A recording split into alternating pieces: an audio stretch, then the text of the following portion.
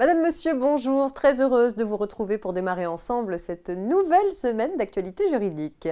À la une de ce lundi 15 mai, nouvelle déclaration d'occupation, saisie des rémunérations montant de la fraction insaisissable et sécurité des données personnelles.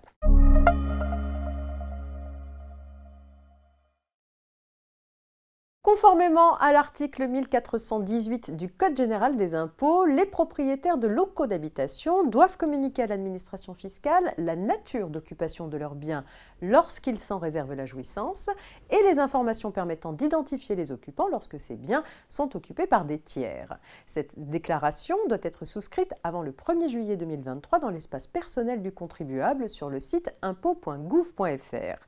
Un décret publié au journal officiel le 30 avril dernier acte cette nouvelle obligation déclarative et précise la nature des informations qui doivent être portées dans cette déclaration d'occupation. Celle-ci est à renouveler tous les ans à la même période lorsque des changements sont intervenus par rapport à la dernière déclaration.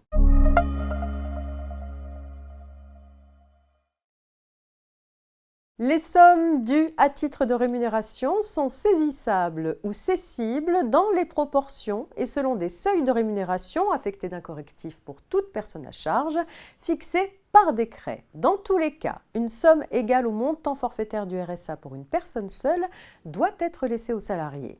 Un décret récemment paru a indiqué qu'à compter des allocations dues pour le mois d'avril 2023, le montant forfaitaire mensuel du RSA pour un allocataire passe de 598,54 € à 607,75 € en métropole et dans les DOM.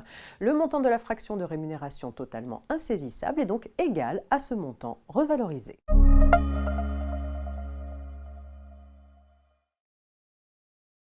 La Commission nationale de l'informatique et des libertés, ou CNIL, propose aux professionnels amenés à traiter des données personnelles divers outils pour les aider à le faire dans le respect de la protection de ces données. Parmi ces outils, le guide de la sécurité des données personnelles présente en 17 fiches les précautions élémentaires à mettre en œuvre de façon systématique, ainsi que les mesures destinées à renforcer encore la protection des données. La CNIL a récemment publié une version actualisée de ce guide prenant en compte ces dernières recommandations.